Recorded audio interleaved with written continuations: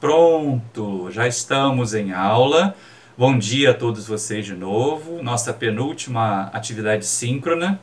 Semana que vem ainda teremos aula, atividade síncrona, depois dos vídeos.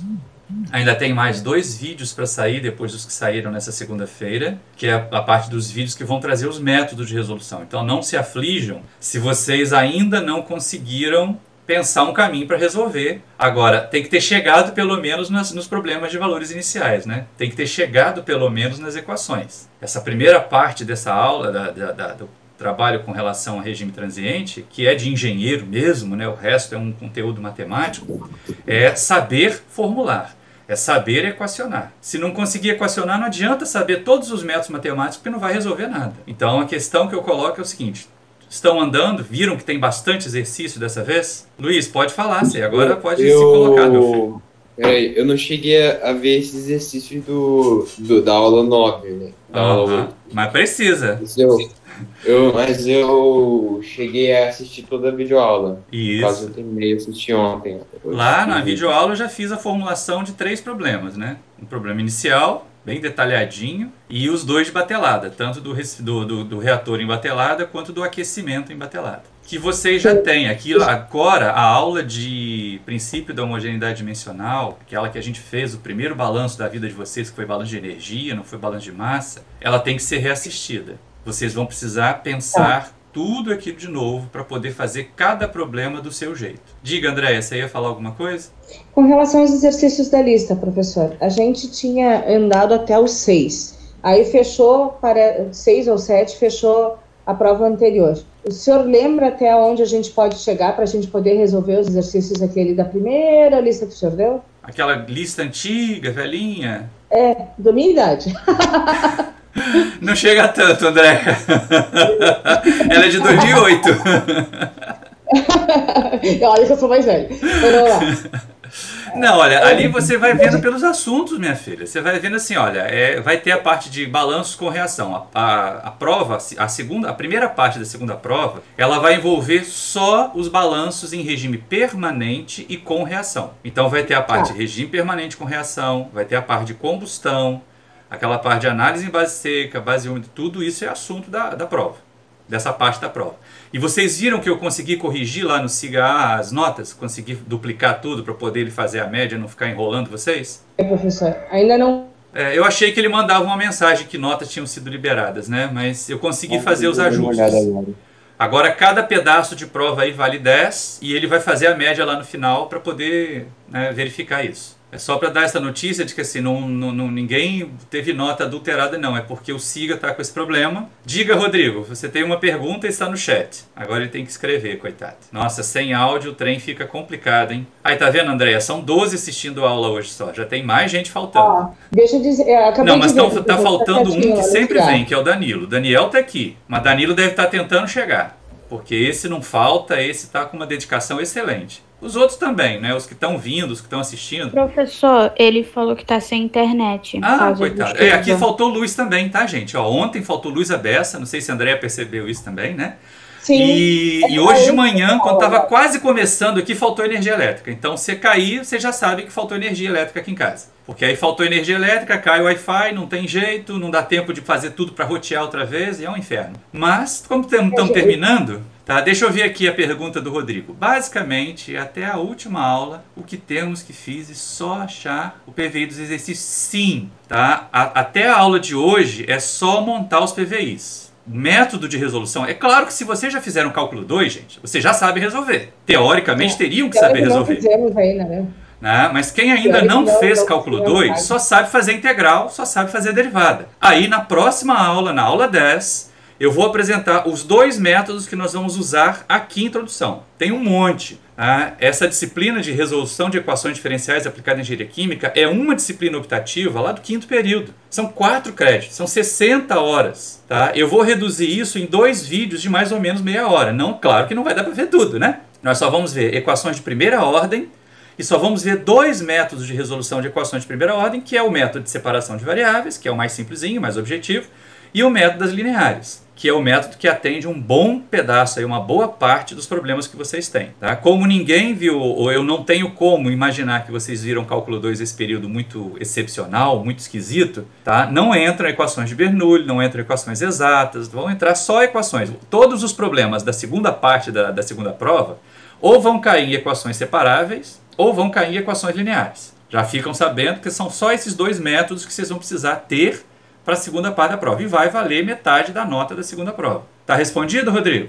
Então, até a aula de hoje é só formulação. Até a aula de hoje é só montar os balanços e dos balanços chegar aos problemas de valores iniciais. Todo mundo entendeu o conceito de PVI? Que se não tiver a condição inicial junto com a equação diferencial, não é PVI? Não tá certo? Tá? Lembrem-se que nós vamos precisar de mais. Nós vamos precisar de mais papel, porque agora tem que escrever mais, né?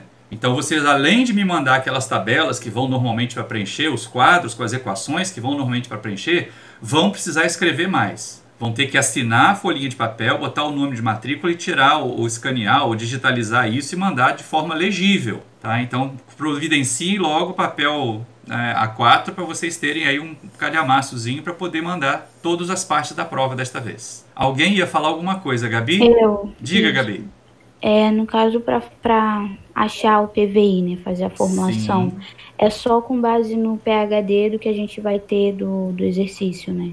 O PHD é a ferramenta, né? Para montar o PVI você tem que entender o problema.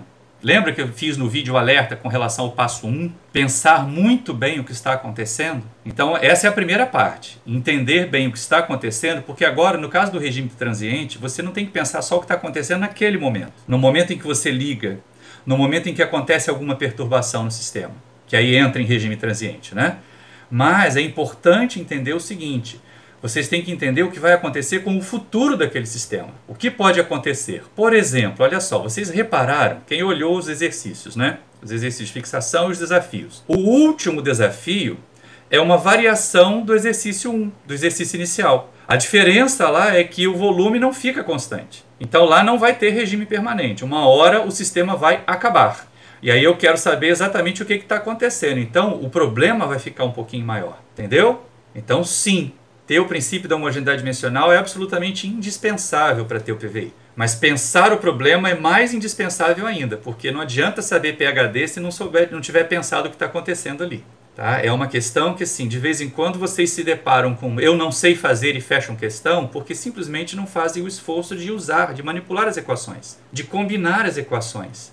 Eu fico preocupado porque a parte mais fácil da resolução dos problemas em regime permanente é usar as equações para poder chegar nas soluções. É ensino fundamental. Lembra daquela parte lá de sétimo, oitavo e nono ano que você tinha duas equações e duas incógnitas? Pois é, só aumentou um pouquinho na graduação. Você às vezes tem 3 equações e 3 incógnitas num bloco ali para você manipular as 3 e chegar nas 3 incógnitas. Então é importante olhar para o sistema para pensar como vai resolver. Tudo bem?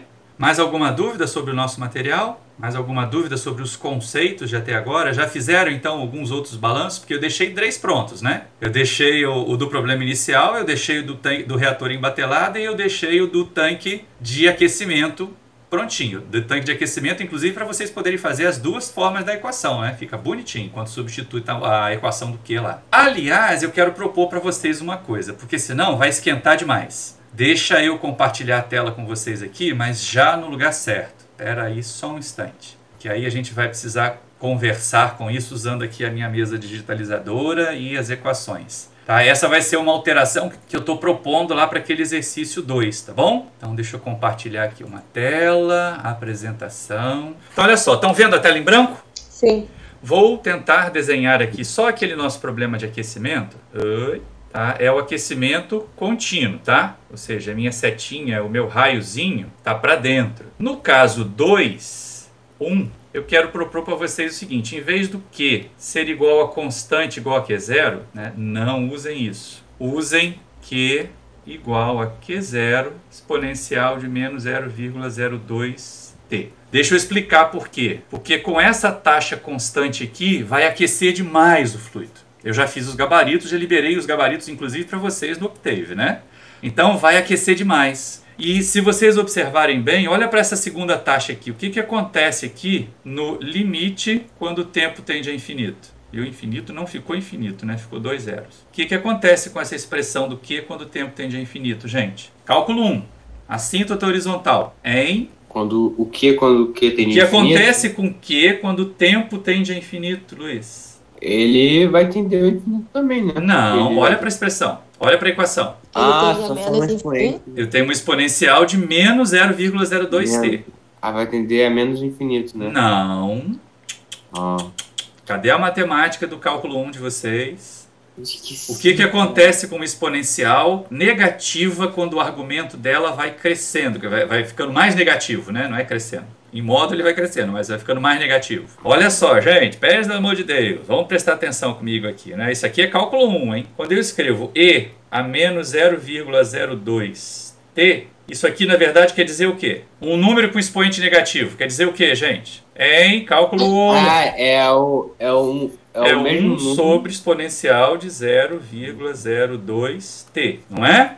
Sim. Certo. Isso. Então, olha só. O que acontece? Agora a resposta do Luiz vai valer, né? No limite, quando o tempo tende a infinito, da exponencial de 0,02t. Ela vai tender para quê? Vai tender para infinito, não é? Porque agora é uma exponencial positiva, não é isso? No caso vai tender para 0. Isso! Quem foi que respondeu? Parabéns. É isso mesmo, vai tender para 0. É a Júlia. Tá, então, Júlia, é isso aí, parabéns. Porque essa é uma questão importante. Muitos dos problemas de engenharia química têm assíntota horizontal, tá? E nesse caso ali é uma assíntota super legal, né? Porque se a gente fizer aqui, ó, tempo e a taxa de calor, né, ela vai fazer o seguinte, ela vai do Q0 para 0. Aqui seria o Q0, né? E ela vai tender para 0. Tá? Então substituam isso lá no exercício porque vai ficar mais bonitinho e vocês vão poder comparar os dois sistemas, porque senão fica covardia. Esse primeiro caso aqui é covarde em relação ao outro porque ele vai esquentar muito e muito depressa. Tá? Então, em vez de eu mexer no Q0, eu preferi mexer na equação, até para vocês terem uma equação melhor e mais bonitinha para resolver analiticamente, tá bom? Isso aqui vai estar no vídeo editado, né? Então não se preocupem. Mais alguma observação, gente? Mais alguma questão colocada em relação a essa aula? Eu tô com o chat aberto aqui também, quem está impossibilitado de falar, coloca no chat, porque de vez em quando eu volto aqui para nossa reunião, para nossa sala e converso com vocês aqui. Professor. Sim, Gabi. Aquele menos RA, a taxa de reação, pode ser tanto para consumo quanto para... Não, Gabi. Isso aí a gente falou muitas vezes, volto a insistir. O menos ali dentro do parênteses é só para dizer que o A é reagente. Se fosse de produto, não teria menos. Aquele menos não é dizer que é negativo, gente. Tá, entendi. Aquele menos é uma notação para dizer que A é reagente. Tanto que na hora que você faz o programa, e esse foi um dos erros do monitor lá no curso de Enso que ele fez, ele botou o sinal de menos em um lugar lá e deu uma complicação danada, o problema dele não foi resolvido exatamente por causa disso. Então entenda o que é uma notação. Tá? Volto eu lá para a página. Ô senhor, vamos compartilhar. Né? Porque é importante isso. Essa pergunta da Gabi, apesar dela estar atrasada no tempo por algumas semanas já, porque isso já foi falado lá quando a gente definiu isto aqui, ó. Cacilda, o que eu fiz aqui? Peraí, volta. Eu devo ter apertado onde não devia, tá? Isso. Agora eu já estou na coisa certa. Vocês repararam que eu estou deixando o canto esquerdo superior livre, porque é onde eu vou colocar a minha imagem depois, né? Então, ó, menos RA, entre parênteses, é taxa de reação do reagente. Se fosse só RA, sem o menos, seria taxa de reação do produto ou de um intermediário. E aí é você que decide onde vai colocar essa expressão. Tá? Se a gente estiver fazendo o balanço, deixa eu puxar aqui esse negócio incômodo para lá, porque aí fica mais fácil para nós. Tá? Se eu tiver, por exemplo, uma reação aqui, ó, em que eu tenho A passando a produto. Então eu tenho o menos RA é a taxa de reação do reagente e o RP é a taxa do produto. Se eu estiver fazendo o balanço, posso ir mais para cima. Se eu estiver fazendo o balanço molar de A, eu vou ter o quê? O acúmulo de massa de A, que é a derivada no tempo, né? Igual, aí dependendo, se é batelada, se é contínuo, né? Taxa de massa de A que entra, menos taxa de massa de A que sai, menos taxa de massa de A consumida. Não tem gerada porque A é reagente. Se eu estiver fazendo balanço de produto, e eu posso fazer balanço de produto, né? Taxa de massa de P que entra, não entra provavelmente, né? Menos taxa de massa de P que sai, mais a taxa de massa de P gerada. E não tem consumo. Então, este termo de consumo de A é o nosso V vezes menos o RA. Este termo de geração de P é o nosso V vezes o RP.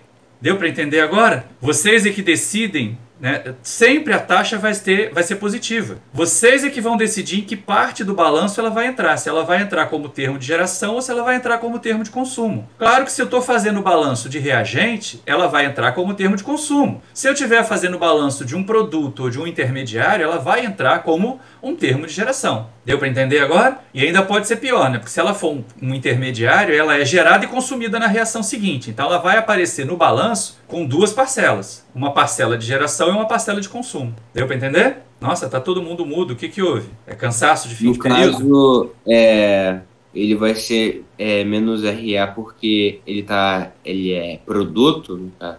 Como é que é, Luiz? Refaz a sua pergunta com base em tudo que a gente já falou. Esse sinal de menos aí significa o quê, gente? Ele está sendo menos RA porque ele está sendo consumido, né? Por isso que ele é reagente. A é reagente, portanto, ele vai entrar no termo de consumo. Já abri aqui de novo. Agora Calma, é porque o Roger acidentalmente me silenciou em vez de se silenciar, né? Então, peraí, deixa eu voltar e falar com o Luiz. Luiz, voltando lá. Vocês estão vendo a tela, né? Oi. Sim.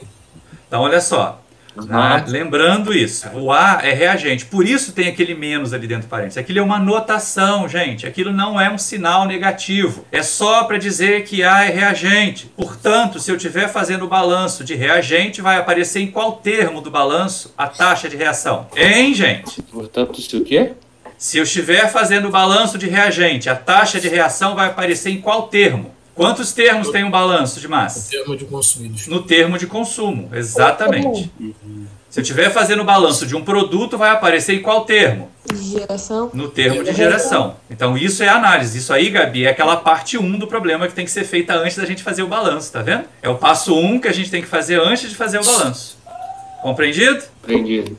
Agora olha só. Vocês estão vendo aí a tela do... Esse aqui é o nosso problema inicial, vocês têm o balanço. Esse é o CSTR contínuo, vocês estão vendo, né? O reator contínuo de mistura perfeita, que é o exercício 3, se não me falha a memória. Não, é 3 ou é 4? Agora não fugiu da minha cabeça aqui, mas eu acho que é o exercício do CSTR, né? Que eu acho que é o 3. 3? Sim, é o 3. Né? Então a gente tem aqui, como é que ficam esses balanços aqui? Vocês só viram a equação aparecer lá na videoaula, mas vocês não montaram a equação. Como é que a gente monta esse balanço? Que termos vão existir aqui? Se eu estiver pensando... Eita, peraí, deixa eu apagar esse trem aqui. Se eu estiver pensando em balanço molar de A no CSTR, que termos existem? A é reagente, lembra disso, ó. A passando a produto. Então, que termos eu tenho? O termo de acúmulo, né, é transiente. O termo de entrada, o termo de saída e o que mais? Termo de consumo? O termo de consumo. Não tem termo de geração porque A é reagente. Bom, quais são as grandezas que a gente dispõe? Eu conheço o quê? Eu conheço F, que tem que dimensão? Volume por tempo, né? Eu conheço CA1, CAF, né? E o CA de T, que tem que dimensão? Massa de A por volume. Quem assistiu a videoaula já viu isso. Sim. Tá? A gente conhece o volume de meio reacional lá dentro, que tem dimensão de volume. Lembra, gente, é o volume de meio reacional, não é o volume nominal do reator. Nesse caso, como a gente sabe que tem reação de primeira ordem, né? O menos RA é igual a K vezes o CA de T, que é o CA dentro do tanque, é onde está acontecendo a reação, né? É o CA que eu tenho que usar. É a concentração do meio onde está acontecendo a reação. Lembrem-se disso. A gente conhece o K, que tem dimensão de tempo a menos 1, porque é reação de primeira ordem. Certo? 4 grandezinhas só. Não é isso? Então agora olha só, como é que a gente sabe que... Eu sei que esse DT já leva o que para a minha parcela do acúmulo? Tempo a menos 1, correto? Então aqui em cima eu vou precisar só de que grandeza? De que dimensão? Massa de A.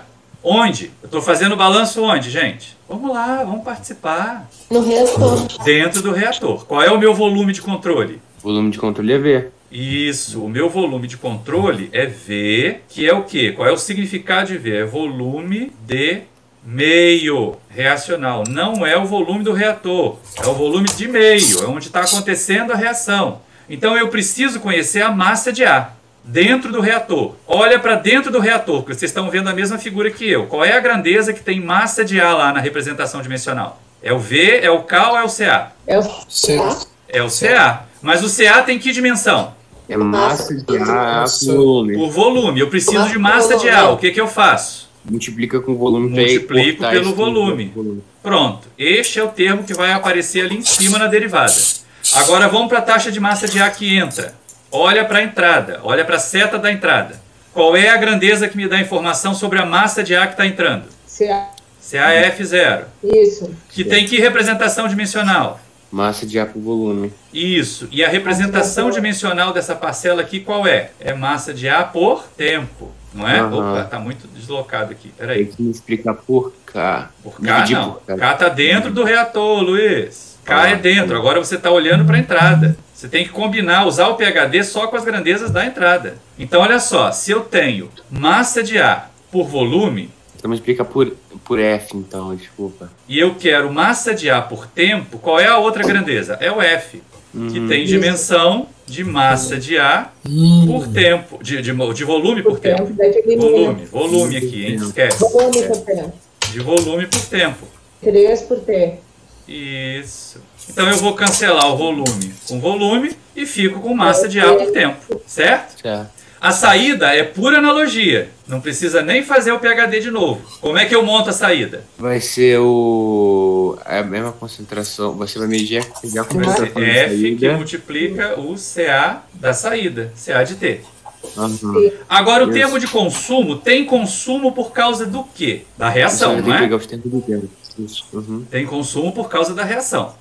Bom, vocês sabem, desde a videoaula, e quem assistiu a videoaula sabe, que o menos RA, né, a taxa de reação, ela tem representação dimensional, massa de ar, por volume, por tempo, certo? Sim. Então, é lógico que vai aparecer aqui o menos RA, porque se é consumo por causa da reação, tem que ter o menos RA. Mas eu preciso da parcela de consumo com a mesma representação dimensional das outras, que é o quê? No balanço. Agora que eu tenho massa de ar pelo quê? No balanço, os termos do balanço. Massa de ar por tempo. Se eu tô com, peraí, olha para cá, massa de ar por volume, por tempo, tem que multiplicar pelo quero volume. Massa de ar por tempo, basta eu multiplicar pelo quê? Pelo volume.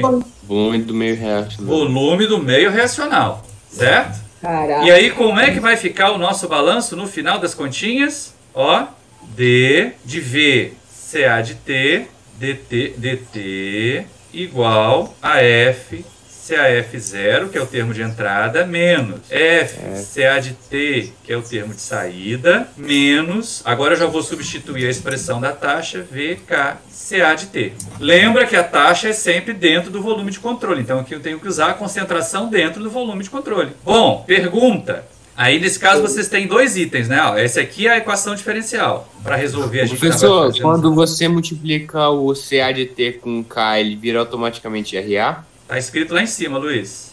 Sim, desculpa. Olha aqui, ó. Pode fazer bem mineiro, presta atenção. Deixa eu aproveitar o meu sotaque. Presta atenção. Você é de Minas? Não sou de Minas, mas eu não falo carioquês. Mas eu falo mineirês. Vocês não repararam ainda que eu falo mineirês, vai? Não, que você falou, vou aproveitar meu sotaque de Minas. Tá? Então essa é a nossa equação diferencial, gente. Agora falta o que para eu ter o PVI? Faltam as condições iniciais. Isso. Qual é a variável dependente? O tempo. Variável dependente. É o CA onde? Qual é o significado do CA? Porque você tem dois CAs. Você tem esse CA aqui e você tem esse CA daqui. Qual dos dois é a variável dependente? Ninguém que lembra do vídeo? A variável dependente é sempre aquela que está sendo o quê? Derivada pelo tempo. O que está aparecendo na derivada é a concentração dentro do tanque, né? Dentro do reator. O CA de T, né? É o CA de T. Então, a condição inicial... Posso apagar aqui essa questão das variáveis? Porque a gente já usou o pHD, né? Vamos botar a nossa condição inicial aqui agora. Tirar esse trem daqui para ficar mais facinho. Porque para ter o PVI, a gente precisa da condição inicial. Não adianta eu ficar escrevendo só a equação diferencial. Eu posso até nem fazer as modificações. Eu estou mantendo sempre as equações na forma de balanço. Na hora de resolver, a gente vai ter que mudar isso. Aí deixa eu tirar aqui, apagar só esse pedaço... Fui, apaguei. Pronto. Apaguei até o... Mas deixa pra lá, depois eu faço o quadro de novo. Então, pensando aqui em condição inicial agora, né? Eu sei, em T igual a 0 minutos, o CA de 0 vale quanto? Se for o caso 1, acho que é 1 grama-mol por litro. Se for o caso 2, ou caso B, né, vai ser igual a 4 gramamol por litro. Isso aqui no caso A e isso aqui no caso B. Do problema, se não me falha a memória, 3. De boa? Deu para entender? E aí o que é PVI? PVI vai ser esta equação, a minha equação diferencial, que aqui é ordinária, com uma das duas, não as duas. Vocês, na verdade, vão ter 2 PVIs aqui, né? Vão ter o PVI do caso B e vão ter o PVI do caso A. E vão resolver e ver que elas são diferentes. Agora, deixa eu perguntar uma coisa, né? Independente disso, na hora que vocês resolvem o PVI, na hora que vocês solucionam, né, a solução, ela vai ser a equação do CA de T. Como o CA se comporta com o tempo, não é? Sem fazer nenhuma conta, só de olhar para esse problema e usando toda a teoria, todas as informações que vocês já têm de antes, o que acontece no limite quando T tende a infinito do CA de T se nada acontecer com as condições de operação? Se nada mudar. Se nada acontecer com isso. Se nada acontecer com F, com CAF0, com K. Ele vai para onde? Para infinito? Para o regime permanente. Infinito, gente. Quer explodir o reator, gente? Vamos lá, vamos pensar, vamos usar o recurso, tudo que ele já fez. Está na videoaula isso. Eu falo isso lá, ainda brinco isso. Limite do regime transiente, quando nada é alterado, é o regime permanente. Só tem regime permanente quando está de forma contínua. Então, quando eu estou operando de forma contínua e não altero em nada as minhas condições de operação, é só deixar o tempo passar que um dia aquilo vai chegar no regime permanente. Tudo bem? Na verdade, esse negócio que ela falou, que o infinito daria errado porque a concentração ia Mas não tem como dar infinito, né, Luiz? Ah, tá. Porque olha só, vamos olhar aqui para a equação. Olha para os termos. Deixa eu chegar aqui, ó. Isso aqui é o termo de entrada, certo? Ah, na verdade é um termo de tempo, né? Esse é o termo de saída e esse é o termo de consumo, não é verdade? Então vamos supor que eu estou alimentando muito. Como a taxa de reação, olha só, como a reação é proporcional à concentração, se a concentração é alta, esse termo é alto, não é? Então ele vai fazer o quê? Vai aumentar a parte negativa ali, vai fazer diminuir o segundo membro. À medida que a concentração vai diminuindo, o que acontece? O termo de saída e o termo de reação vão diminuindo. Até aquilo ali dar quanto? Pera aí, onde está seu mouse? Não estou com o mouse, mas se quiser eu boto o mouse aqui. Ó. Isso aqui é o termo de reação. Isto aqui é o termo de saída. Todos dois são dependentes da concentração lá dentro. Se eu partir, vamos pensar em fazer gráfico. Posso apagar aqui essa parte do balanço? Pode. Então olha só, vamos lá. Ô, professor, não seria a mesma situação do exponencial? Porque o infinito ficaria na parte de baixo da fração e aí teria um número muito pequeno em cima e tende a zero. Você já está pensando na aí? solução. Eu estou pensando no que vai acontecer de verdade ali na análise dos termos do balanço. Dá para prever sem fazer conta, dá para prever sem fazer equação por enquanto. Exatamente isso, ainda estamos na etapa 1. Ainda estamos pensando o que vai acontecer com o problema. O que eu estou pensando é o seguinte, se nada mudar, se as condições de operação não mudarem, o meu sistema vai tender para o regime permanente. Então existe uma concentração do reagente no regime permanente, que é diferente de zero e que é diferente de infinito. Pelo amor de Deus. É reagente. Como é que a concentração pode ir para infinito? Não pode, né? Então a gente tem que estar bastante atento a isso. Agora olha só, vamos pensar aqui. Ó. Pensar com gráfico fica mais fácil. Então vou botar aqui o gráfico, aqui é o tempo, lógico, né? Aqui é a concentração, aqui é a concentração, CA de T. Então vocês já viram que se nada acontecer, vai chegar no regime permanente. Vamos marcar a concentração do regime permanente aqui? Ó, isso aqui seria a minha CA do regime permanente, tá? Eu vou botar tracejado, porque ela não acontece em T igual a zero, ela vai acontecer quando T tender a infinito. Todo mundo tá vendo tracejado aí? Agora vamos imaginar o seguinte, olha para o segundo membro da equação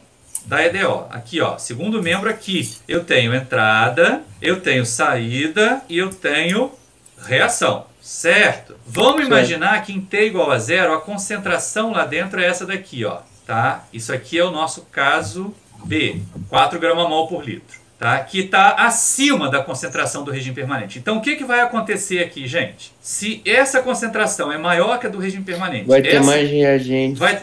Essa reação vai ser muito rápida. Ou seja, esse termo vai ser negativo. Então, olha só. Se o CA de zero é maior que o CA do regime permanente, tá? O termo F0 F CA0 menos F CA de 0 menos VK CA de 0 vai ser positivo ou negativo? É muito maior, vai ser negativo. Derivada negativa significa que está acontecendo o que com a grandeza? Com a função. Cálculo 1. Quando a derivada de uma função é negativa, significa que a função é... Quem responde? Cálculo 1. Quando a derivada de uma função é negativa, o que está acontecendo com ela? Ela é o quê? Nossa, jogaram o cálculo 1 fora, né? Vamos lá, gente. Põe o cérebro para funcionar. Quando a derivada de uma função é negativa, significa que a função é o quê? Crescente ou decrescente? Jesus Cristo. Decrescente. Decrescente. Decrescente. Isto, então significa que a minha concentração vai cair. Aí vamos imaginar que a gente chegou nesse ponto aqui. Ela está acima ou está abaixo da concentração do regime permanente? Assim. Está acima. Então significa que a função ainda é decrescente, né? A derivada continua sendo Decrescente. negativa. Isso. Agora olha só. No regime permanente, como é que fica o meu balanço? A gente sabe que F, CAF0, menos F, CA do regime permanente, menos VK, CA do regime permanente tem que ser igual a quanto? Eu estou no regime permanente. Igual a 0. Igual a 0, certo? Beleza, então quando a derivada de uma função é igual a 0, significa que a função é constante, né?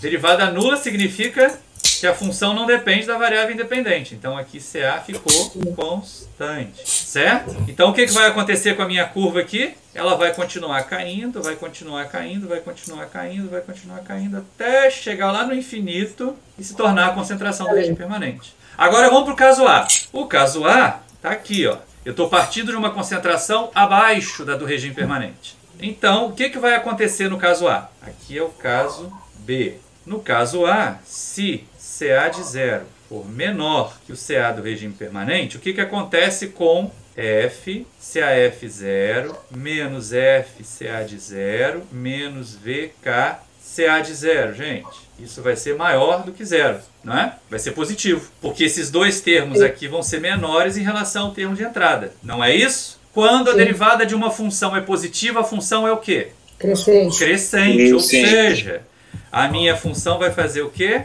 Ela vai crescer, crescer, crescer, crescer, crescer, crescer, crescer, até Até o infinito. tentar o infinito não, tentar chegar no regime permanente. Então, se vocês forem fazer os gráficos das duas soluções juntas, vai ser isso aí que vocês vão ver. Sempre puxando para o regime permanente. Diga, Luiz.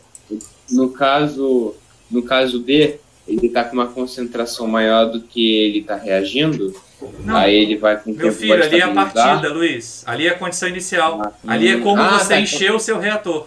Ah, certo. Entendeu? Condição inicial é uma informação sobre a variável dependente no tempo t igual a 0. Aqui, como você está partindo o processo, você está usando e deixando o reator do jeito que você quer. Ou você encheu e deixou com 4 gramamol por litro, ou encheu e deixou com 1 gramamol por litro. A escolha é sua. É diferente no problema 5. Se esse aí é o problema 3, o problema que você perturba o regime permanente é o problema 5, tá? Então eu estou com a mesma figura aqui, todo mundo já viu os desenhos, já entendeu isso aqui? Alguma dúvida sobre as reflexões que nós fizemos sobre isso? Não. Tem, gente? Alguma dúvida, alguma questão mais? Então olha só, eu preciso apagar isso tudo aqui, mas eu vou continuar falando. Vamos supor que agora nós fomos lá para o problema 5. Que é o problema em que eu estava operando esse mesmo reator, estava operando em regime permanente, e aí de repente aconteceu uma perturbação na concentração de alimentação. Na verdade vocês têm 5 perturbações diferentes, né? 5 casos diferentes lá, no problema 5. Poxa, que erro fazer esse monte de tracejado aqui. Mas eu estou apagando devagarinho. Tá? Então, o que acontece quando eu tenho um sistema operando em regime permanente e perturbo uma condição de operação? Toda vez que eu faço variação, está dito lá no vídeo. Então, estão deixando passar, estão comendo mosca das videoaulas. Eu faço um esforço danado, gravei 2 vezes essa videoaula, gravei na sexta-feira, vi que não ficou bom, gravei de novo no sábado. E para gravar aqui em casa eu só posso gravar de noite, porque senão a minha luz não ajuda, tá? Eu não consigo fazer uma iluminação correta, fica a iluminação da janela no óculos, vocês não vão me ver. Então deu um trabalhão danado fazer essas 2 videoaulas. O mínimo que eu espero é que vocês assistam, né? Mas também eu não me estresso, porque quem não assistir esse período vai poder assistir no período que vem, tá? É só uma advertência, não é nenhum tipo de terrorismo não, mas a aprovação só aparece antes de estudar no dicionário. Você tem que estudar primeiro para ser aprovado depois, tá? Então vamos nós aqui, ó. Vamos imaginar que agora o sistema operava em regime permanente. Tá? Então vai mudar tudo aqui. Vai mudar tudo quase não, né? Vai mudar o que precisa mudar. Vou apagar as condições iniciais, porque nós não estamos mais no mesmo problema. O problema operou em regime permanente por várias horas, era o mesmo reator, é o mesmo reator. Tá? Só que num determinado instante, por exemplo, no caso 5.1, o CAF no regime permanente era CAF 0. Isso aqui é no regime permanente, ou seja, para T menor do que 0 minuto. Lembrando que esse T aqui não é o T da partida, é o T do momento, deixa eu apagar, do momento da perturbação, certo? Momento da perturbação. O cedilha foi parar embaixo do B, não sei porquê, mas deixa lá. É a mão torta do professor, tá bom? Esse T é um novo, eu liguei o cronômetro outra vez. Eu acionei o cronômetro quando aconteceu a perturbação do CA. Pergunta: qual era a concentração dentro do reator na hora que aconteceu a falha? No instante em que aconteceu o problema aqui fora, qual era a concentração aqui dentro? Hein, gente? O sistema vinha operando em regime permanente. Então, a concentração do regime permanente. Isto. Então, a nova condição inicial é em T igual a 0 minutos, o CA de 0 é igual ao CA do regime permanente 1. Vamos chamar assim porque vão ter regimes permanentes diferentes depois, né? Se nada for alterado, eu peço para calcular o novo regime permanente. Então, ó, todas as vezes que eu perturbo um regime permanente ou que eu perturbo um determinado sistema de operação, a condição inicial é o valor que a variável dependente tinha no instante da perturbação. Se esse problema estava operando em regime permanente, é lógico. Na hora que aconteceu a perturbação, a concentração lá dentro era a concentração do regime permanente.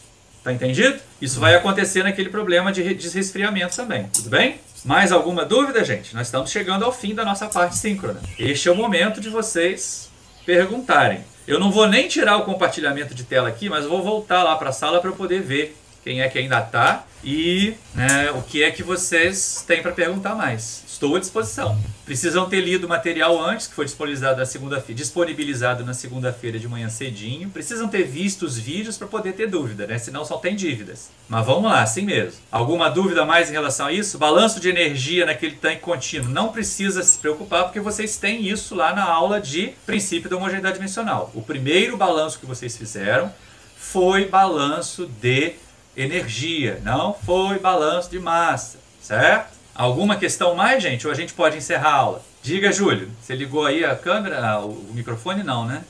Não, eu já estava ligado. Ah, tá. Então, olha só, vou fazer a chamada e a gente pode encerrar, já que ninguém tem mais nenhum questionamento. Eu entendo, então, que todo mundo deve ter visto todo o material e entendido todos os vídeos, porque para chegar na aula e discutir e não discutir é porque entenderam tudo, tá? O que é ótimo. Então, vamos lá.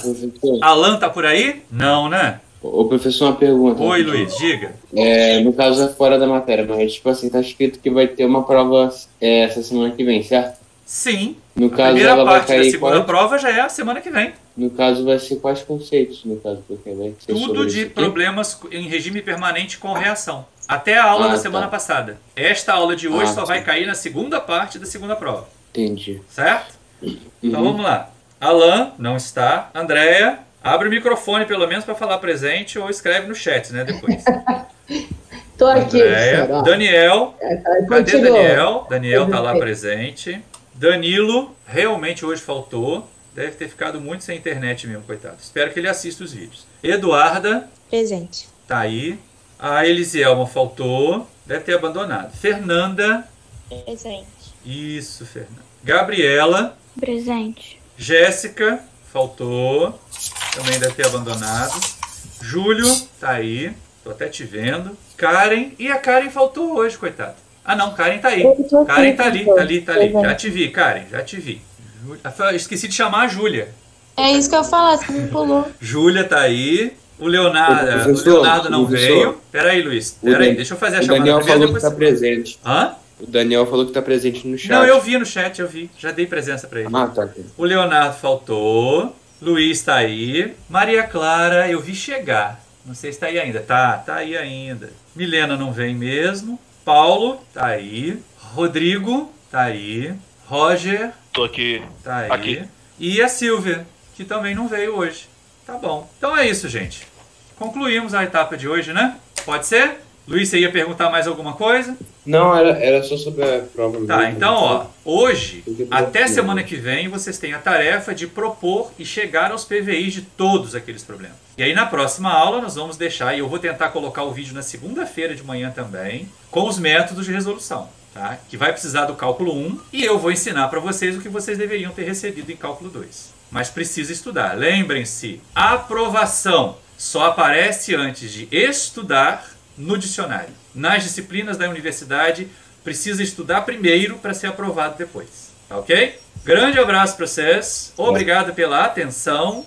E a gente vai encerrando a aula por aqui. Pode ser? Pode ser. Valeu, professor. Tchau, tchau. Grande abraço. Professor, obrigada. Diga, quem que ia falar alguma coisa? Semana que vem, então, vai ter aula normal mesmo com a prova, né? Uma hora de aula e depois a prova a partir das 11. Né? Tá Normal. bom, então, obrigado. Arrumem as folhinhas extras de papel A4, porque vocês vão precisar escrever mais do que escreveram na primeira prova. Vão precisar assinar essa folhinha, colocar o número de matrícula e digitalizar para me mandar com os procedimentos. Tá ok? As próximas provas não serão provas de puro preenchimento de tabelas de números. Vão mostrar o passo a passo. Tá joia? Tchau pra vocês. Estou encerrando a aula. Tchau. Bom dia. Bom dia.